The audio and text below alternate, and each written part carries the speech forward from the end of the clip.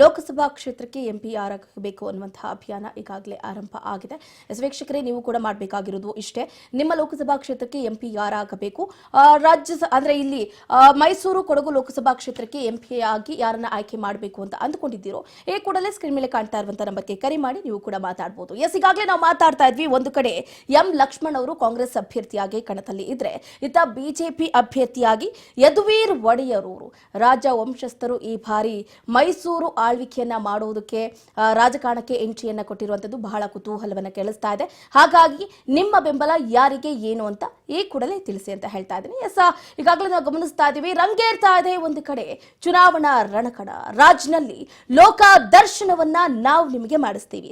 ನಿಮ್ಮ ರಾಜ್ ನ್ಯೂಸ್ ನಲ್ಲಿ 28 ಕ್ಷೇತ್ರಗಳ ಕಂಪ್ಲೀಟ್ ಚಿತ್ರಣವನ್ನ ನಾವು ನಿಮಗೆ ಉಣಬಡಿಸ್ತೀವಿ.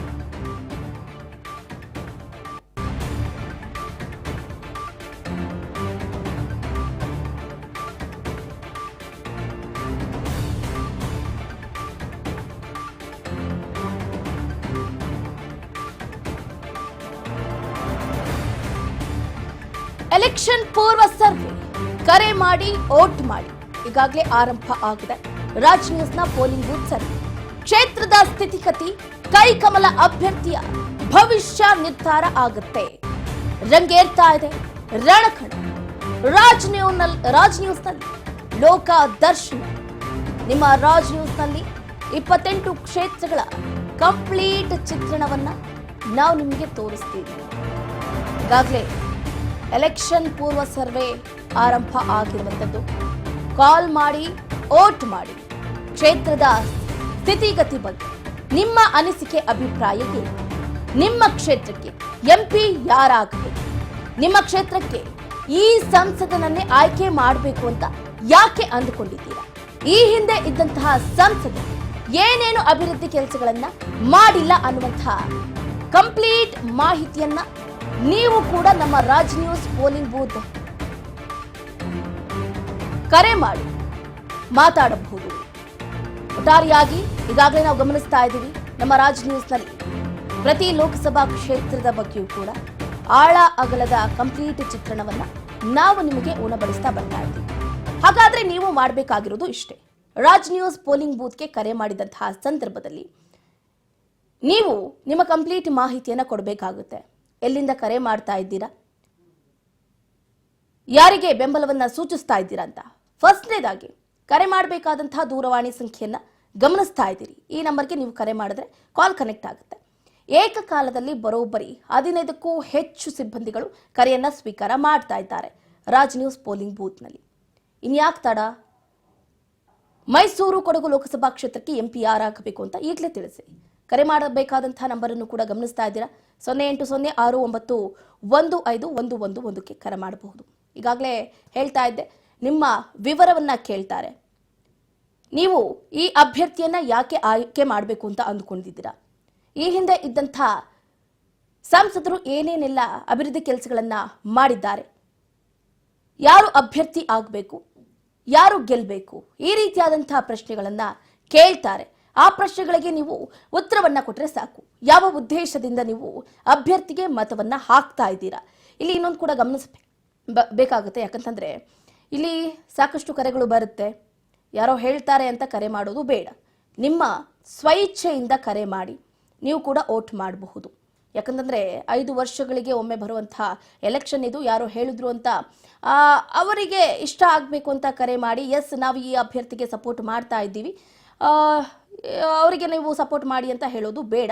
ನಿಮಗೆ ಇಷ್ಟ ಆದರೆ ದಯವಿಟ್ಟು ಆ ಅಭ್ಯರ್ಥಿಯನ್ನ ಆಯ್ಕೆ ಮಾಡಿ. ಒಟ್ಟಾರೆಯಾಗಿ ಈಗಾಗಲೇ ರಾಜ್ ನ್ಯೂಸ್ನ ಪೋಲಿಂಗ್ ಬೂತ್ ಸರ್ವೆ ಆನ್ ಆಗಿದೆ. ಇನ್ಯಾಕ್ ತಡ? ಕರೆ ಮಾಡಿ ವೋಟ್ ಮಾಡಿ. ಮೈಸೂರು ಕೊಡಗು ಲೋಕಸಭಾ ಕ್ಷೇತ್ರಕ್ಕೆ ಎಂಪಿ ಯಾರಾಗಬೇಕು ಅನ್ನೋದನ್ನ ನಿಮ್ಮ ಸ್ವಇಚ್ಛೆಯಿಂದಾನೇ ಆಯ್ಕೆ ಮಾಡಿ. ಈಗಾಗಲೇ ನಾವು ಮಾತಾಡ್ತಾ ಇದ್ದೀವಿ, ರಾಜಕೀಯ ರಣರಂಗ ಆಗ್ತಾ ಇದೆ. ಒಟ್ಟಾರೆಯಾಗಿ ಸಾಂಸ್ಕೃತಿಕ ನಗರಿ ಅಂತಾನೆ ಹೇಳ್ಬೋದು. ಯಾಕಂತಂದ್ರೆ ಮೈಸೂರು ನಗರದಲ್ಲಿ ಈಗಾಗಲೇ ಜಿದ್ದಾಜಿದ್ದಿನ ಫೈಟ್ ಎದುರಾಗಿದೆ. ರಾಜಕೀಯ ರಣರಂಗ ಆಗ್ತಾ ಇದೆ. ಸಾಂಸ್ಕೃತಿಕ ನಗರಿ ಮೈಸೂರು ಸಾಮ್ರಾಜ್ಯದಲ್ಲಿ ಆಳ್ವಿಕೆಯನ್ನ ಮಾಡೋದಕ್ಕೆ ಕದನ ಫಿಕ್ಸ್ ಆಗಿರುವಂತದ್ದು. ಅರಮನೆ ನಗರಿಯಲ್ಲಿ ಮದ ಗಜಗಳ ಮಧ್ಯೆ ಸೆಣಸಾಟ ಆರಂಭ ಆಗಿದೆ. 25 ವರ್ಷಗಳ ಬಳಿಕ ರಾಜಕೀಯಕ್ಕೆ ರಾಜವಂಶಸ್ಥರ ಕುಡಿ ಎಂಟ್ರಿ ಆಗಿರುವಂತದ್ದು.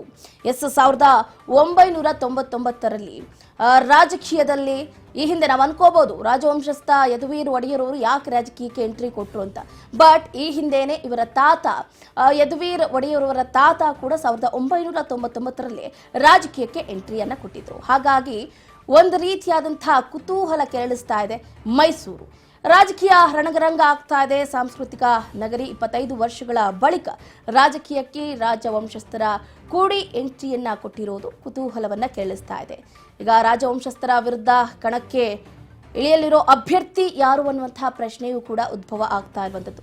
ಪ್ರತಿಷ್ಠೆಯ ಕಣದಲ್ಲಿ ಯಾರಿಗೆ ಒಲಿಯುತ್ತೆ ಮೈಸೂರು? ಪ್ರತಿಷ್ಠೆಯ ಕಣ ಅಂತಾನೆ ಹೇಳ್ಬೋದು. ರಾಜವಂಶಸ್ಥರಿದ್ದಾರೆ ಇಲ್ಲಿ, ಬಟ್ ಈ ರಾಜವಂಶಸ್ಥರಿಗೆ ಪೈಪೋಟಿಯನ್ನ ನೀಡೋದಕ್ಕೆ ಕಣದಲ್ಲಿ ಯಾರಿದ್ದಾರೆ? ಹಾಗಾದ್ರೆ ಯದುವೀರ್ ಒಡೆಯರ್ ಅವರನ್ನ ಸೋಲಿಸುವಂತಹ ಸಾಮರ್ಥ್ಯ ಹಾಗಾದ್ರೆ ಆ ನಾಯಕನಿಗೆ ಇದ್ಯಾ ಇಲ್ವಾ? ಅದೆಲ್ಲವನ್ನು ಕೂಡ ನೋಡ್ತಾ ಹೋಗ್ಬೇಕಾಗುತ್ತೆ. ಒಟ್ಟಾರೆಯಾಗಿ ಅರಮನೆ ನಗರಿಯಲ್ಲಿ ಮದಗಜಗಳ ಮಧ್ಯೆ ಸೆಣಸಾಟ ಮಾತ್ರ ಆರಂಭ ಆಗಿದೆ ಅಂತಾನೆ ಹೇಳ್ಬೋದು. ಗಮನಿಸ್ತಾ ಇದ್ದೀರಾ ಯಾರ್ಯಾರ ನಡುವೆ ಪೈಪೋಟಿ ಎದುರಾಗಿದೆ. ಯದುವೀರ್ ದತ್ತ ಒಡೆಯರ್ ವರ್ಸಸ್ ಎಂ ಲಕ್ಷ್ಮಣ್ ಅವರು. ಎಂ ಲಕ್ಷ್ಮಣ್ ಕಾಂಗ್ರೆಸ್ ಅಭ್ಯರ್ಥಿಯಾಗಿ ಕಣದಲ್ಲಿ ಇಳಿದಿದ್ದಾರೆ. ಕಾಂಗ್ರೆಸ್ ಅಭ್ಯರ್ಥಿಯಾಗಿ ಈ ಬಾರಿ ಮೈಸೂರು ಕೊಡಗು ಲೋಕಸಭಾ ಕ್ಷೇತ್ರವನ್ನ ಆಳ್ವಿಕೆ ಮಾಡಬೇಕು ಅನ್ನುವಂತ ಮಹದಾಸಿಯನ್ನ ಇಟ್ಕೊಂಡಿದ್ದಾರೆ. ಇತ್ತ ಯದುವೀರ್ ದತ್ತ ಒಡೆಯರ್ ಅವರು ಕೂಡ ಈ ಬಾರಿ ಅಂದ್ರೆ ಎಕ್ಸ್ಪೆಕ್ಟೇಷನ್ ಇರಲೇ ಇಲ್ಲ. ಒಡೆಯರ್ ಅವರು ಎಲ್ಲಿ ರಾಜಕೀಯಕ್ಕೆ ಎಂಟ್ರಿ ಕೊಡ್ತಾರೆ, ಅವರು ರಾಜ ಮನೆತನದವರು, ಅವ್ರಿಗೇನು ರಾಜಕೀಯಕ್ಕೆ ಬರುವಂತಹ ಅವಶ್ಯಕತೆ ಇರೋದಿಲ್ಲ, ನೆಸೆಸಿಟಿ ಇರೋದಿಲ್ಲ ಅಂತ ಅಂದ್ಕೊಂಡಿದ್ವಿ. ಬಟ್ ಎಲ್ಲವನ್ನ ಅಳೆದು ತೂಗಿ ಪ್ರತಾಪ್ ಸಿಂಹ ಅವರಿಗೆ ಕೋಕ್ ಕೊಟ್ಟು ಯದುವೀರ್ ದತ್ತ ಒಡೆಯರಿಗೆ ಟಿಕೆಟ್ ಅನ್ನ ನೀಡಿರುವುದು ಬಹಳ ಕುತೂಹಲವನ್ನ ಕೇಳಿಸಿರುವಂತದ್ದು. ಒಟ್ಟಾರೆಯಾಗಿ ನಾವು ರಾಜಕೀಯಕ್ಕೆ ಯದುವೀರ್ ದತ್ತ ಒಡೆಯರ್ ಅವರೇ ಎಂಟ್ರಿ ಕೊಡ್ತಾ ಇರುವುದು, ಅವರ ರಾಜ ಮನೆತನದವರು ಯಾರೂ ಕೂಡ ಎಂಟ್ರಿಯನ್ನ ಕೊಟ್ಟಿರಲಿಲ್ಲ ಅಂತ ಅಂದ್ಕೊಂಡ್ರೆ ಅದು ತಪ್ಪಾಗುತ್ತೆ. ಯಾಕಂದ್ರೆ ಯದುವೀರ್ ಅವರ ತಾತ ಏನಿದ್ರಲ್ಲ ಅವರು 1999ರಲ್ಲೇ ರಾಜಕೀಯಕ್ಕೆ ಎಂಟ್ರಿ ಕೊಟ್ಟು ಗೆಲುವನ್ನು ಕೂಡ ಸಾಧಿಸಿರುತ್ತಾರೆ. ಆಗ ಅವರು ಕಾಂಗ್ರೆಸ್ ಅಭ್ಯರ್ಥಿಯಾಗಿ ಕಣದಲ್ಲಿ ಇರ್ತಾರೆ. ಈಗ ಯದುವೀರ್ ಒಡೆಯರ್ ಅವರು ಸ್ವಲ್ಪ ಬದಲಾವಣೆಯಿಂದ ಬಿಜೆಪಿ ಅಭ್ಯರ್ಥಿಯಾಗಿ ಮೈಸೂರು ಕೊಡಗು ಲೋಕಸಭಾ ಕ್ಷೇತ್ರದ ಅಭ್ಯರ್ಥಿಯಾಗಿ ಆಯ್ಕೆ ಆಗಿರುವಂಥದ್ದು. ಈಗಾಗಲೇ ನಾವು ಗಮನಿಸ್ತಾ ಇದ್ವಿ. ಒಟ್ಟಾರೆಯಾಗಿ ಇಬ್ಬರು ಮದಗಜಗಳು ಕೂಡ ಈಗಾಗಲೇ ಮೈಸೂರು ಆಳ್ವಿಕೆಯನ್ನ ಮಾಡೋದಕ್ಕೆ ಸಜ್ಜಾಗಿದ್ದಾರೆ. ಬಟ್ ಇಲ್ಲಿ ಪ್ರತಾಪ್ ಸಿಂಹ ಅವರಿಗೆ ಯಾಕೆ ಈ ಬಾರಿ ಟಿಕೆಟ್ ಮಿಸ್ ಆಯಿತು, ಅವ್ರೇನಂತ ತಪ್ಪು ಮಾಡಿದ್ರು ಅಂತ ನಾವು ಗಮನಿಸೋದಾದ್ರೆ 2 ಬಾರಿ ಸಂಸದರಾಗಿದ್ದರೂ ಕೂಡ ಅವರಿಗೆ ಕೋಕ್ ಕೊಟ್ಟು ಈ ಬಾರಿ ಯದುವೀರ್ ದತ್ತ ಒಡೆಯರ್ ಅವರಿಗೆ ಟಿಕೆಟ್ ನೀಡೋದಕ್ಕೆ ಸಾಕಷ್ಟು ಕಾರಣಗಳಿದೆ. ಯಾಕಂತಂದ್ರೆ ಪ್ರತಾಪ್ ಸಿಂಹ ಅವರು ಸಾಕಷ್ಟು ಬಾರಿ ರಾಂಗ್ ಸ್ಟೇಟ್ಮೆಂಟ್ ಕೊಡೋದಾಗಿರ್ಲಿ ಅಥವಾ ಸ್ವಪಕ್ಷದಲ್ಲಿ ಒಂದಷ್ಟು ಹೇಳಿಕೆಗಳನ್ನ ನೀಡೋದಾಗಿರ್ಲಿ, ಆತ ಮೈಸೂರು ಕೊಡಗು ಲೋಕಸಭಾ ಕ್ಷೇತ್ರದ ಮತದಾರರೇ ಆಗಿರ್ಲಿ, ಮುಖಂಡರೇ ಆಗಿರ್ಲಿ, ಕಾರ್ಯಕರ್ತರೇ ಆಗಿರ್ಲಿ, ಅವರ ವಿರುದ್ಧ ಸ್ವಲ್ಪ ಧ್ವನಿಯನ್ನ ಎತ್ತಿದ್ರು. ಈ ಬಾರಿ ಪ್ರತಾಪ್ ಸಿಂಹ ಅವರಿಗೆ ಟಿಕೆಟ್ ಅನ್ನ ಕೊಡಬಾರ್ದು, ಗೋಬ್ಯಾಕ್ ಪ್ರತಾಪ್ ಸಿಂಹ ಅನ್ನುವಂತಹ ಅಭಿಯಾನ ಚಳವಳಿಗಳನ್ನು ಕೂಡ ಹಮ್ಮಿಕೊಂಡ್ರು. ಹಾಗಾಗಿ ಸಾಕಷ್ಟು ನಾಯಕರಿಗೆ ನೀವಾಗಲೇ ನಾವು ಗಮನಿಸಿದ್ದೀವಿ. ಇತ್ತ ಶೋಭಾ ಕರಂದ್ಲಾಜೆ ಅವ್ರಿಗೂ ಕೂಡ ಇದೇ ರೀತಿಯಾದಂತಹ ಕೋಕ್ ಕೊಟ್ಟು ಈಗ ಅವ್ರನ್ನ ಬೆಂಗಳೂರು ಉತ್ತರದಿಂದ ಸ್ಪರ್ಧೆ ಮಾಡೋದಕ್ಕೆ ಅವಕಾಶವನ್ನ ಕೊಟ್ಟಿದ್ದಾರೆ. ಇಲ್ಲಿ ಮೈಸೂರು ಹಾಗೆ ಕೊಡಗು ಲೋಕಸಭಾ ಕ್ಷೇತ್ರದಲ್ಲೂ ಕೂಡ ಅದೇ ತರನಾಗಿ ಆಯ್ತು. ಪ್ರತಾಪ್ ಸಿಂಹ ಅವರಿಗೆ ಈ ಬಾರಿ ಕೋಕ್ ಕೊಟ್ಟು ಇತ್ತ ಯದುವೀರ್ ದತ್ತ ಒಡೆಯರ್ ಅವರಿಗೆ ಟಿಕೆಟ್ ಕೊಟ್ಟರೆ ಉತ್ತಮ ಅನ್ನುವಂತ ನಿಟ್ಟಿನಲ್ಲಿ ಬಿಜೆಪಿ ಹೈಕಮಾಂಡ್ ಕೂಡ ಚಿಂತನೆಯನ್ನ ನಡೆಸಿ ಈಗ ಇಬ್ಬರು ಮತಗಜೆಗಳಿಗೂ ಅದರಲ್ಲೂ ಕೂಡ ಎಂ ಲಕ್ಷ್ಮಣ್ ಅವರ ಮೇಲೆ ಬಹಳ ಕಾನ್ಸಂಟ್ರೇಟ್ ಇಟ್ಟು ಈ ಬಾರಿ ಅವರಿಗೆ ಟಿಕೆಟ್ ಅನ್ನ ಕೊಟ್ಟಿರುವಂತದ್ದು. ನೋಡೋಣ ಹಾಗಾದ್ರೆ ಯದುವೀರ್ ವರ್ಸಸ್ ಲಕ್ಷ್ಮಣ್ ಯಾರು ಗೆದ್ದು ಬೀಗ್ತಾರೆ, ಯಾರಿಗೆ ನಿಮ್ಮ ಮತ ಅನ್ನುವಂತಹ ಅಭಿಪ್ರಾಯವನ್ನ ಅನಿಸಿಕೆಯನ್ನ ಹಂಚ್ಕೋಬೇಕು ಅಂತ ಅಂದ್ಕೊಳ್ತಾ ಇದ್ರೆ ಈ ಕೂಡಲೇ ಸ್ಕ್ರೀನ್ ಮೇಲೆ ಕಾಣ್ತಾ ಇರುವಂತಹ ನಂಬರ್ಗೆ ಕರೆ ಮಾಡಿ ನೀವು ಕೂಡ ನಿಮ್ಮ ಅಭಿಪ್ರಾಯವನ್ನ ಹಂಚ್ಕೋಬಹುದು. ಒಟ್ಟಾರೆಯಾಗಿ ನಾವು ಗಮನಿಸ್ತಾ ಇದ್ದೀವಿ ಮೈಸೂರು ಕೊಡಗು ಲೋಕ ಕದನ ದಿನದಿಂದ ದಿನಕ್ಕೆ ರಂಗೇರ್ತಾ ಇದೆ ಅಂತಾನೆ ಹೇಳ್ಬಹುದು. ಇತ್ತ 2019ರ ಲೋಕ ಫಲಿತಾಂಶವನ್ನು ಕೂಡ ನಾವು ಗಮನಿಸ್ತಾ ಇದ್ವಿ. ಮೈಸೂರು ಕೊಡಗು ಲೋಕ ಕದನಕ್ಕೆ ಪ್ರತಾಪ್ ಸಿಂಹ ಅವರ ಎಂಟ್ರಿ ಯಾಕೆ ಆಗ್ಲಿಲ್ಲ, ಅವ್ರಿಗೆ ಕೊಡಬೇಕಿತ್ತು ಟಿಕೆಟ್ ಅಂತಲೂ ಕೂಡ ಸಾಕಷ್ಟು ಒಂದು ಕಡೆ ಪರ ಇನ್ನೊಂದು ಕಡೆ ವಿರೋಧವೂ ಕೂಡ ವ್ಯಕ್ತ ಆಗ್ತಾ ಇತ್ತು. ನೋಡ್ಬೇಕಾಗುತ್ತೆ ಏನಾಗುತ್ತೆ ಏನು.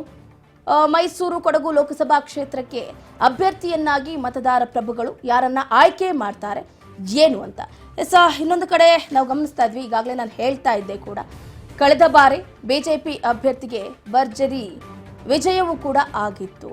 ಅದು ಪ್ರತಾಪ್ ಸಿಂಹ ಅವರೇ ಆಗಿದ್ರು. ಮೈತ್ರಿ ಅಭ್ಯರ್ಥಿ ವಿರುದ್ಧ ಪ್ರತಾಪ್ ಸಿಂಹ ಅವರು ಗೆಲುವಿನ ಕೇಕೆಯನ್ನ ಹಾಕುವುದರ ಮುಖಾಂತರ ಗೆಲುವಿನ ನಾಗಾಲೋಟವನ್ನು ನೋಡಿದ್ರು. 1,38,647 ಮತಗಳ ಅಂತರದಿಂದ ಬಿಜೆಪಿಗೆ ಗೆಲುವಾಗಿರುತ್ತೆ. ಪ್ರತಾಪ್ ಸಿಂಹ ಅವರು ಭರ್ಜರಿಯಾಗಿಯೇ ಗೆಲುವನ್ನ ಸಾಧಿಸಿರ್ತಾರೆ. ಇತ್ತ ಸಿಎಚ್ ವಿಜಯಶಂಕರ್ ಅವರು ಯುಪಿಎ ಅಭ್ಯರ್ಥಿಯಾಗಿ ಕಣಕ್ಕೆ ಇಳಿದಿರ್ತಾರೆ. 5,50,327 ಮತಗಳನ್ನ ಗಳಿಸೋದ್ರ ಮುಖಾಂತರ ಗೆಲುವಿನ ಅಂತರವನ್ನ ಗಮನಿಸೋದಾದ್ರೆ ಒಟ್ಟಾರೆಯಾಗಿ ಇವೆಲ್ಲವನ್ನ ನೋಡ್ತಾ ಇದ್ರೆ 2019ರ ಕಂಪ್ಲೀಟ್ ಚಿತ್ರಣ ಏನಾಗಿತ್ತು, ಯಾರು ಗೆದ್ದಿದ್ರು, ಯಾರು ಬೀಗಿದ್ರು, ಹಾಗೆ ಅವರ ಮತಗಳು ಎಷ್ಟು ಅಂತ ಗಮನಿಸೋದಾದ್ರೆ ಗಮನಿಸ್ತಾ ಇದ್ದೀವಿ. ಪ್ರತಾಪ್ ಸಿಂಹ ಅವರಿಗೆ ಬರೋಬ್ಬರಿ 6,88,974 ಮತಗಳು ಬಂದಿರುತ್ತೆ. ಪ್ರತಾಪ್ ಸಿಂಹ ಅವರು 2 ಬಾರಿ ಸಂಸದರಾಗಿದ್ರು. ಮೈಸೂರು ಕೊಡಗು ಲೋಕಸಭಾ ಕ್ಷೇತ್ರವನ್ನ ಬಹಳ ಉತ್ತಮವಾಗಿ ಅಚ್ಚುಕಟ್ಟಾಗಿಯೇ ಆಡಳಿತ ನಡೆಸಿದ್ರು. ಆದರೆ ಈ ಬಾರಿ ಅವರಿಗೆ ಕೋಕನ್ನ ನೀಡಲಾಗಿದೆ. ಇನ್ನು ಸಿಎಚ್ ವಿಜಯಶಂಕರ್ ಅವರು ಪ್ರತಾಪ್ ಸಿಂಹ ಅವರ ಎದುರಾಳಿಯಾಗಿ ಸ್ಪರ್ಧೆಯನ್ನ ಮಾಡಿದ್ರು. ಯುಪಿಎ ಅಭ್ಯರ್ಥಿಯಾಗಿ 5,50,327 ಮತಗಳನ್ನ ಪಡೆಯೋದ್ರ ಮುಖಾಂತರ ಸೋಲನ್ನ ಕಂಡಿರ್ತಾರೆ. ಗೆಲುವಿನ ಅಂತರವನ್ನ ಕೂಡ ನಾವು ಗಮನಿಸಬಹುದು. ಬರೋಬ್ಬರಿ 1,38,647 ಮತಗಳನ್ನ ಪಡೆಯೋದ್ರ ಮುಖಾಂತರ ಗೆಲುವನ್ನ ಸಾಧಿಸಿರ್ತಾರೆ. 2019ರ ಸಾರ್ವತ್ರಿಕ ವಿಧಾನಸಭಾ ಚುನಾವಣೆಯಲ್ಲಿ ಮೈಸೂರು ತೀವ್ರ ಪೈಪೋಟಿಗೆ ಸಾಕ್ಷಿಯಾಗಿತ್ತು ಅಂತಾನೆ ಹೇಳ್ಬೋದು. ಈ ಕ್ಷೇತ್ರ 2019ರಲ್ಲಿ 69.30% ಮತದಾನ ಆಗಿರುತ್ತೆ. 2019ರ ಸಾರ್ವತ್ರಿಕ ಚುನಾವಣೆಯಲ್ಲಿ ಬಿಜೆಪಿ ಅಭ್ಯರ್ಥಿ ಪ್ರತಾಪ್ ಸಿಂಹ ಅವರು 1,38,647 ಮತಗಳನ್ನ ಪಡೆಯೋದ್ರ ಮುಖಾಂತರ ಈತ ಯುಪಿಎ ಅಭ್ಯರ್ಥಿಯನ್ನ ಸೋಲಿಸಿರ್ತಾರೆ. 5,50,327 ಮತಗಳನ್ನ ಪಡೆಯೋದ್ರ ಮುಖಾಂತರ ಸಿಎಚ್ ವಿಜಯಶಂಕರ್ ಅವರು ಸೋಲನ್ನ ಕಂಡಿರ್ತಾರೆ. ಒಟ್ಟಾರೆಯಾಗಿ 1,38,647 ಮತಗಳನ್ನ ಪಡೆಯೋದ್ರ ಮುಖಾಂತರ ಈ ಹಿಂದೆ 2019ರ ಲೋಕಸಭಾ ಚುನಾವಣೆಯಲ್ಲಿ ಪ್ರತಾಪ್ ಸಿಂಹ ಅವರು ಗೆಲುವಿನ ಕೇಕೆಯನ್ನು ಹಾಕಿದ್ದಾರೆ.